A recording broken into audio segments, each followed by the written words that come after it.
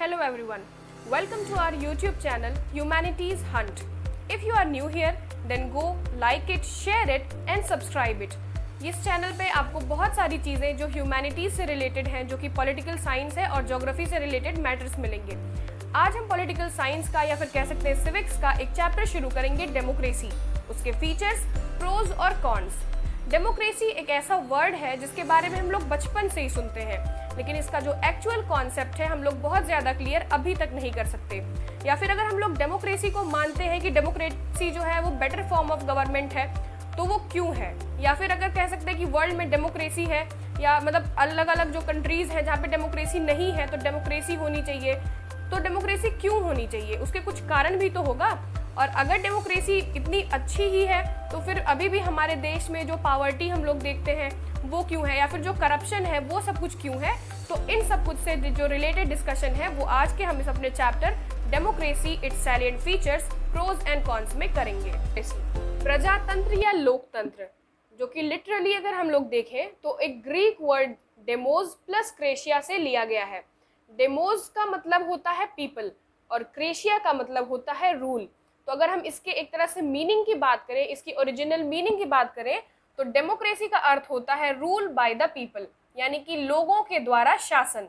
अगर हम इसकी और भी परिभाषा की बात करें तो अब्राहम लिंकन ने एक बहुत ही अच्छी परिभाषा दी डेमोक्रेसी की, जो कि है democracy is the form of government of the people, bye the people and for the people. यानी कि डेमोक्रेसी एक ऐसा फॉर्म ऑफ गवर्नमेंट है जो जनता के लिए, जनता के द्वारा और जनता का शासन है। तो क्या लेकिन सिर्फ इसी डेफिनेशन से हम डेमोक्रेसी को कंप्लीटली डिफाइन कर सकते हैं? अगर हम शासन की ही बात करते हैं तो किस तरह का शासन, या कौन है वो लोग जो लोग इलेक्ट करते हैं? या इलेक्शन की बात करें तो कैसा इलेक्शन? मतलब बस अगर इलेक्शन कहीं पे कंटेस्ट करते हैं तो क्या हम कह सकते हैं कि वो डेमोक्रेटिक इलेक्शन है? नहीं। तो इन्हीं सब चीज़ों को हमको इस आज के अपने चैप्टर में क्लैरिफाई करना है, लेकिन इन सब से पहले हमको एक स्टार्टिंग पॉइंट लेना होगा जिसे हम अपने आज के इस चैप्टर को क्लियर कर सकें। एक बेसिक सी डेफिनेशन या फिर कह सकते हैं कि एक स्टार्टिंग पॉइंट, जो कि है democracy is a form of government in which the rulers are elected by the people. अर्थात मतलब एक ऐसा फॉर्म ऑफ गवर्नमेंट जिसमें जो रूलर्स हैं वो जनता के द्वारा चुने गए हों। तो अगर आप इस डेफिनेशन को ही ध्यान से देखते हैं तो इसमें आपको 4 ऐसे की पॉइंट्स मिलते हैं जिनको आप अलग अलग क्लैरिफाई करके फिर डेमोक्रेसी की रियल मीनिंग को या फिर कह सकते हैं उसकी रियल डेफिनेशन को समझ सकते हैं। पहला है द रूलर्स। इसको आप अलग से पॉइंट आउट करिए। रूलर्स, कौन से रूलर्स? मतलब कि वो इलेक्टेड ऑफिशियल हो, या फिर उनको कोई नॉमिनेट किया हो, नॉमिनेटेड हो, या फिर कोई मिलिट्री ऑफिसर हो, या गवर्नमेंट ऑफिशियल्स हो। तो कौन है वो रूलर्स, या फिर किनको हम कह सकते हैं कि जिनको हम लोग चुने जो कि डेमोक्रेटिक गवर्नमेंट को फॉर्म करें? दूसरा हमारा इसमें की पॉइंट है, अगर हम देखें तो इलेक्शन। यहाँ पे इलेक्टेड से आप समझ लीजिए इलेक्शन। इलेक्शन कैसा इलेक्शन हो तो वो डेमोक्रेटिक इलेक्शन माना जाएगा। इसका मतलब जैसे कौन से लोगों को उसमें मतलब वोट करने का राइट है, या फिर कह सकते हैं कि किस तरह से इलेक्शन कंटेस्ट किया जाए, सबको पार्टिसिपेट करने का मौका हो, या फिर जो कह सकते हैं कि कुछ कोई एक पर्टिकुलर ग्रुप है उसको राइट टू वोट है। तो कैसा इलेक्शन हो जो कि डेमोक्रेटिक गवर्नमेंट के लिए मतलब कह सकते हैं कि उसको रिप्रेजेंट करता हो। फिर अगर हम इसमें अगला ही की पॉइंट इसमें वो फॉर्म करें या देखें तो एक बहुत ही बेसिक सा पॉइंट जिसके बिना ये पूरी की पूरी डेफिनेशन अधूरी है, जो कि है पीपल। सबसे पहले पीपल। अब आती है यहाँ पे जनता की बात कि लोग, जो लोग हैं, लिखा है ना कि democracy is a form of government in which the rulers are elected by the people. तो कौन से लोगों द्वारा? क्या किसी वर्ग विशेष को वोट करने का अधिकार है, या फिर सभी लोग वोट कर सकते हैं, या फिर या कहें कि जो मतलब हाई इनकम ग्रुप्स के हैं वो वोट करें, या फिर लो इनकम ग्रुप्स के हैं उनको वोट करने का अधिकार नहीं है, या फिर कुछ एज का इसका क्राइटेरिया है? तो पीपल का कि कौन से ऐसे लोग हैं जो कि वोट कर सकते हैं और एक डेमोक्रेटिक गवर्नमेंट फॉर्म कर सकते हैं। और चौथा हम इसमें देखते हैं कि form of government. Form of government ये एक ऐसा पॉइंट है जिसमें जैसे मान लीजिए एक इलेक्शन हुआ, लोगों ने अपने जनता के मतलब प्रतिनिधि को चुना और कह सकते हैं कि गवर्नमेंट फॉर्म की। तो क्या जो जीती हुई गवर्नमेंट में है या फिर जो पार्टी मतलब कह सकते हैं कि पावर में है, क्या वो कुछ भी कर सकती है? सिर्फ उसने इलेक्शन जीत लिया तो क्या वो कोई भी रूल्स बना दे या फिर कोई भी लॉ बना दे या कुछ भी वो अपने हिसाब से करें? तो इन सब चीज़ों को, इन चारों पॉइंट्स को क्लियर करने के लिए हम वन बाय वन अगर एक एक एग्जाम्पल्स उठा के समझें तो हमको फीचर्स ऑफ डेमोक्रेसी का पता चलेगा, साथ ही साथ डेमोक्रेटिक गवर्नमेंट के लिए कंपल्शन क्या है वो सब भी पता चलेगा। एक एग्जाम्पल आपको दें, जैसे कि मैक्सिको की बात करें, वहाँ तो हर 6 साल पे इलेक्शन होता है ना, हर 6 साल पे इलेक्शन होता है, लेकिन उसमें क्या है, इलेक्शन होता भी है तो जो रूलिंग पार्टी है वही हमेशा रूल कर रही है। इसका मतलब ये है कि जो अपोजिशन पार्टी है उसको प्रॉपर स्कोप नहीं मिल रहा है पार्टिसिपेट करने का, या फिर जो मीडिया है उनको पूरा कंप्लीट इंडिपेंडेंस नहीं है अपने व्यूज़ को रखने का। तो क्या वहाँ पे, क्योंकि इलेक्शन तो हो रहा है, तो क्या सिर्फ इस इलेक्शन के नाते हम लोग मान ले कि वहाँ डेमोक्रेटिक फॉर्म ऑफ गवर्नमेंट में है, लोग वोट भी कर रहे हैं, लेकिन जो जिनके पास मेन पावर है वो लोग तो मतलब कह सकते हैं उनके पास तो डिसीजन मेकिंग पावर नहीं है। मतलब जो लोग मेन जो पावर में है वो तो पहले से ही नॉमिनेटेड है, तो हम कह सकते हैं कि वो डेमोक्रेटिक फॉर्म ऑफ गवर्नमेंट है नहीं। तो इन्हीं सब चीज़ों को समझने के लिए हम वन बाय वन सबसे पहले फीचर्स ऑफ डेमोक्रेसी समझेंगे। अब ये हैं कुछ सैलिएंट फीचर्स ऑफ डेमोक्रेसी जिनको वन बाय वन हम क्लैरिफाई करेंगे। पहला है major decisions by elected leaders, मतलब कि जो मेजर डिसीजंस हो या निर्णय हो जो मुख्य, वो इलेक्टेड लीडर्स के द्वारा ही लिया जाए। वो क्यों, वो आपको इस तरह से हम क्लियर करें। जैसे एक एग्जांपल आपको देते हैं पाकिस्तान का, ठीक है, एक पाकिस्तान का एग्जांपल आपको दें। जनरल परवेज मुशर्रफ ने क्या किया, अक्टूबर 1999 में अपने मिलिट्री, जो उनका मिलिट्री कह सकते हैं कि कूप था, उससे उन्होंने गवर्नमेंट को ओवरथ्रू कर दिया, गवर्नमेंट को ओवरथ्रू कर दिया और खुद को पाकिस्तान का चीफ एग्जीक्यूटिव घोषित कर दिया। अब इसके बाद क्या किया कि सन 2002 में उन्होंने एक जनरल रेफरेंडम, अगर हम रेफरेंडम कहें तो कह सकते हैं कि जैसे एक जो मतलब डायरेक्ट इलेक्शन होता है कि लोगों से मतलब डायरेक्टली आप उनको इनवाइट करिए, वो आपको वोट करेंगे और मतलब फिर डिसाइड होगा कि हाँ कौन पावर में रहेगा या नहीं।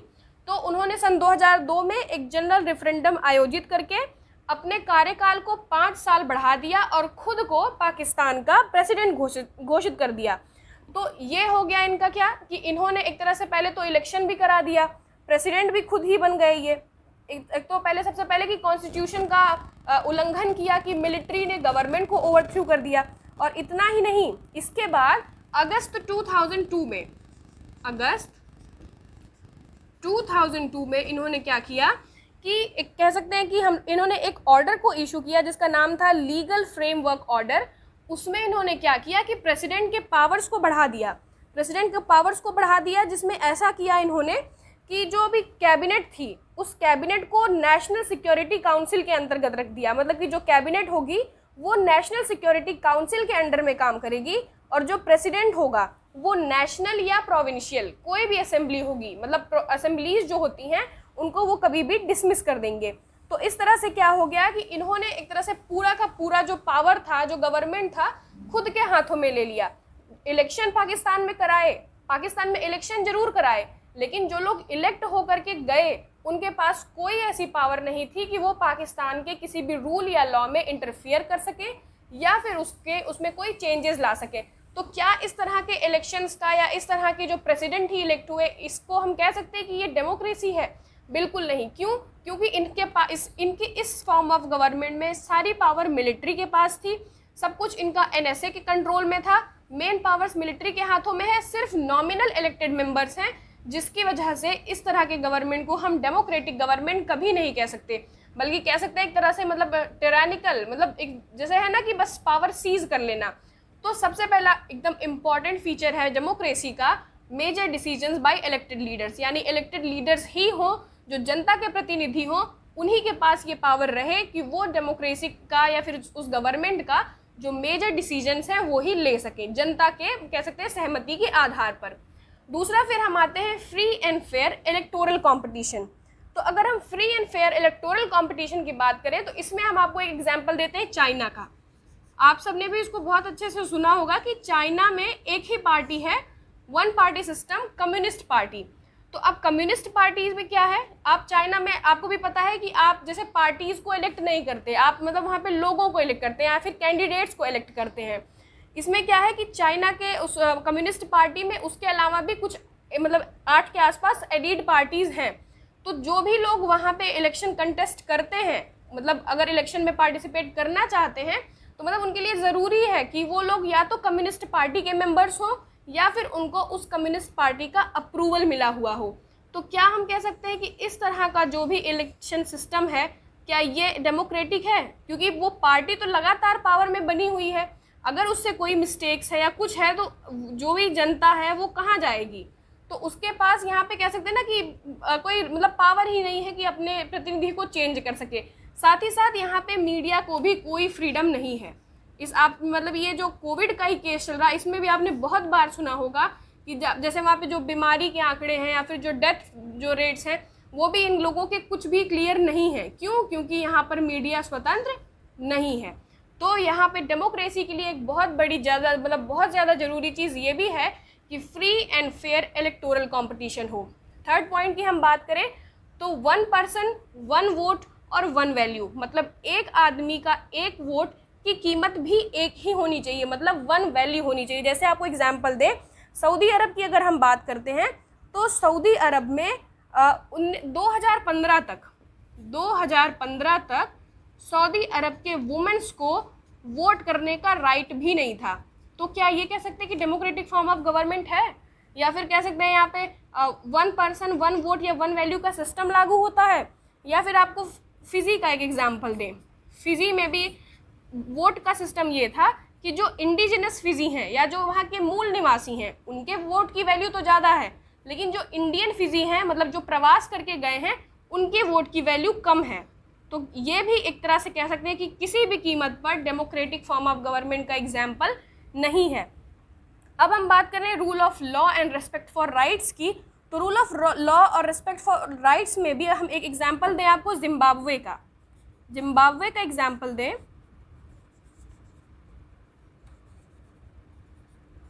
जिम्बाब्वे ने 1980 में वाइट माइनॉरिटीज से इंडिपेंडेंस पाली।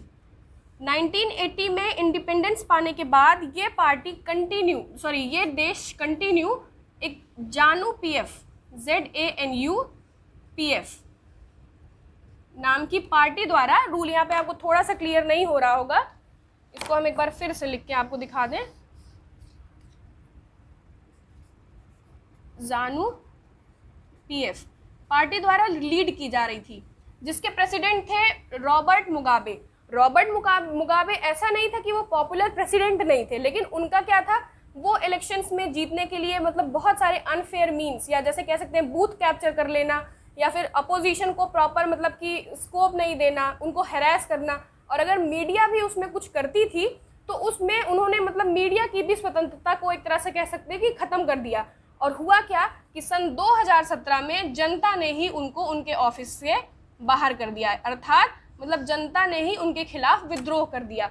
तो डेमोक्रेसी में ये भी बहुत ज़्यादा ज़रूरी है कि rule of law and respect for rights हो। इसका मतलब अगर हम इलेक्शन जीत गए हैं तो ये नहीं कि हम किसी भी तरह से कुछ भी हम ऑर्डर बना सकते हैं या कुछ भी हम मतलब किसी भी तरह से उसको फॉर्म कर सकते हैं, बल्कि ये कि जो हमारा कॉन्स्टिट्यूशन है और जो हमारा जुडिशरी है उसके अनुसार और उसके अनुकूल ही हम जनता के हित के लिए ही, जनता के हित में अपने मतलब जो भी रूल्स या रेगुलेशंस हैं उनको बनाएं। तो ये हो गई फीचर्स ऑफ डेमोक्रेसी की बात। अब अगर हम बात करें कि किसी भी देश में डेमोक्रेसी हो या ना हो तो उसके कुछ रीजंस हैं। तो वाई डेमोक्रेसी, सबसे पहले हम इसका प्रोज या प्रॉफिट्स की बात करें, फिर कॉन्स की बात करते हैं। पहला है अकाउंटेबल। डेमोक्रेसी जो है अकाउंटेबल फॉर्म ऑफ गवर्नमेंट में है। एग्जाम्पल दें आपको, जैसे कि जो 1958 से 1961 के बीच में जो कह सकते हैं कि मतलब फेमाइन आया चाइना में, उसमें बहुत ज़्यादा लोगों की डेथ हो गई। और लेकिन उस समय जो इंडिया की सिचुएशन थी वो चाइना से बहुत ज़्यादा मतलब कि बहुत ज़्यादा हम लोग कह सकते हैं कि बहुत अच्छी पोजीशन में नहीं थे, लेकिन फिर भी भारत में उस तरह का उसका इफेक्ट नहीं हुआ। कारण क्या था? कारण था डेमोक्रेटिक गवर्नमेंट, क्योंकि जो डेमोक्रेटिक गवर्नमेंट होती है वो अकाउंटेबल है, उसको जवाब देना पड़ेगा। लेकिन चाइनीज़ गवर्नमेंट क्या है? कम्युनिस्ट पार्टी है, एक ही पार्टी है, वो चाहे उस चीज़ को करें या ना करें कोई फ़र्क नहीं पड़ता। लेकिन डेमोक्रेटिक गवर्नमेंट में उनको उसको जवाब देना पड़ेगा, क्योंकि जनता के साथ साथ जो अपोजिशन पार्टीज़ होती हैं वो उनके टिरानिकल होने पर प्रॉपर चेक बनाए रखती हैं। तो ये हो गया एक उसका डेमोक्रेटिक फॉर्म ऑफ गवर्नमेंट का। दूसरा है improved decision making. Improved decision making क्यों? क्योंकि जो डेमोक्रेटिक फॉर्म ऑफ गवर्नमेंट होती है ये लेयर्ड स्ट्रक्चर में होती है, यानी कि कई स्तर पे होती है।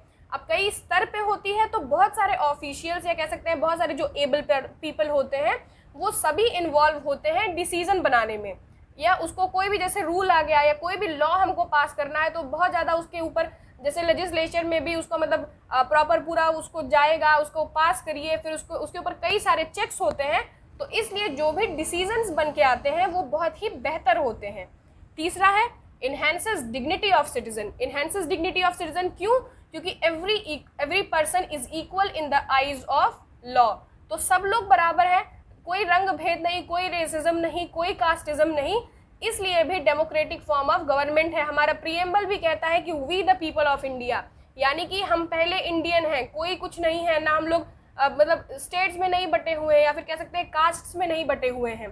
फोर्थ पॉइंट है हमारा allows to correct its own mistakes. Allows to correct its own mistakes का सीधा सा मतलब ये है कि अगर कोई गवर्नमेंट है वो कुछ भी गलत करती है तो तुरंत उसके खिलाफ, और अब तो बहुत सारी चीज़ें होंगी जैसे सोशल मीडिया है, सोशल मीडिया पे भी लोग हैशटैग ट्रेंड कर देंगे, या फिर कह सकते हैं कि जो अपोजिशन पार्टीज होती हैं वो भी उनको मतलब कहीं ना कहीं से वो मतलब उनको इंगित कर देंगी, तो उनको अपने ही डिसीजन पे मतलब अपनी ही गलतियों को खुद से करेक्ट करने का एक तरह से उनको भी मौका मिल जाता है। तो ये तो हो गया प्रोज ऑफ डेमोक्रेसी। अब अगर हम इसके कॉन्स की बात करें तो पहला है अनस्टेबल, क्योंकि यहाँ पे इलेक्शन होते हैं हर 5 साल या 6 साल, मतलब जैसा भी कंट्री, जैसे भारत में हर 5 साल पे इलेक्शन होते हैं, यूएस में हर 4 साल पे इलेक्शन होते हैं, तो ऐसा माना जाता है कि लीडर्स क्योंकि चेंज हो जाते हैं कुछ कुछ समय में, तो ये अनस्टेबल फॉर्म ऑफ गवर्नमेंट है। दूसरा है कि नो मोरालिटी, क्योंकि यहाँ पे बहुत ज़्यादा पॉलिटिकल कंपटीशन है ना, मतलब सबको जीतना है, तो यहाँ पे मोरालिटी के लिए बहुत ही कम स्पेस है, and which leads to corruption. Corruption democratic form of government में बहुत ज़्यादा देखने को मिलेगी। जैसे आप खुद एग्जाम्पल लीजिए, अभी हम लोग 70 साल बाद भी हमारे देश में पूरी तरह से पॉवर्टी खत्म नहीं है। क्यों? क्या भारत के पास, हमारे पास इतना अनाज उत्पादन होता है कि हम इंपोर्ट जो एक्सपोर्ट करते हैं उसके अलावा भी हमारे पास हमारे स्टोर में रहता है, लेकिन फिर भी इंडिया में पॉवर्टी देखने को मिलती है। तो क्यों? करप्शन है उसका मेन वजह। टेररिस्ट अटैक आपको देखने को मिल जाएंगे। क्या हमारी मतलब कह सकते हैं कि टेररिस्ट अटैक ये नहीं है कि ये डेमोक्रेसी का नतीजा है, लेकिन क्या हमारी जो सिस्टम है या वो इतना कमजोर है, लेकिन कहीं ना कहीं किसी ना किसी लेवल पे आपको इसका मतलब कि करप्शन आपको दिख जाएगा, जिसकी वजह से बहुत ज़्यादा नुकसान हो जाता है। तीसरा है elected leaders don't know the best interest of the people.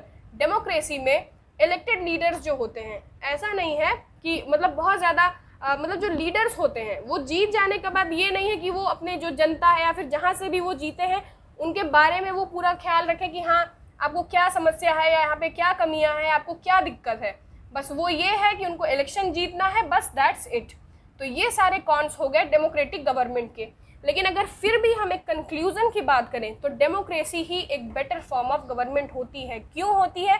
क्योंकि इसमें जनता को अधिकार है कि वो अपनी बात रख सके, अपनी बात को कह सके, और अगर गलती होती है तो वो गवर्नमेंट को क्रिटिसाइज कर सके। साथ ही साथ यहाँ का जो मीडिया है वो मीडिया हमारा इंडिपेंडेंट होता है, इंडिपेंडेंट मीडिया होता है, जिसकी वजह से क्या होता है कि जो भी गवर्नमेंट है उसको उसकी जो गलतियाँ हैं वो दिखाई जा सकती हैं, उसको चेक करने के लिए जुडिशियरी बनी हुई है। तो ये सारी जो बेनिफिट्स हैं डेमोक्रेटिक गवर्नमेंट के, इसीलिए हम लोग कह सकते हैं कि डेमोक्रेसी में जो डेमोक्रेटिक फॉर्म ऑफ गवर्नमेंट है वो बहुत ज़्यादा बेटर होती है मोनार्की या मतलब कह सकते हैं डिक्टेटरशिप की तुलना में। क्योंकि अगर बार बार कोई भी गवर्नमेंट जो है वो अगर पावर में आती है तो जाहिर सी बात है कि वहाँ पे करप्शन स्टार्ट हो जाएगा। इसलिए हमेशा democratic form of government better इसीलिए है कि लगातार पावर चेंज होती रहेगी, और अगर पावर चेंज होती रहेगी तो सबको ये होगा कि हम कुछ बेटर करके दिखाएं, ताकि जनता का हमारे ऊपर विश्वास हो और हम लोग मतलब कि अपने मतलब पावर में आने के नाते ही सही, लेकिन हम लोग इनका मतलब कि बेटर कर सकें। तो इस चैप्टर में हमने सबसे पहले क्लियर किया है फीचर्स ऑफ डेमोक्रेसी, फिर प्रोज कॉन्स और उसका कंक्लूजन क्या है, यानी कि democratic form of government better होती है। अगर आपको इसमें कुछ भी कम लगता हो या फिर कह सकते हैं इसमें कुछ भी और इंक्लूड किया जा सकता हो तो प्लीज़ इसको कमेंट सेक्शन में कमेंट करके बताएं। इसको देखिए, पढ़िए, और जहाँ कहीं भी आपको प्रॉब्लम होती है वो बताइए। इसमें बहुत सारे मतलब पॉइंट्स भी थे, तो आप अगर चाहें तो बीच में उसको देख करके आप उसको स्क्रीनशॉट भी ले सकते हैं। Thank you.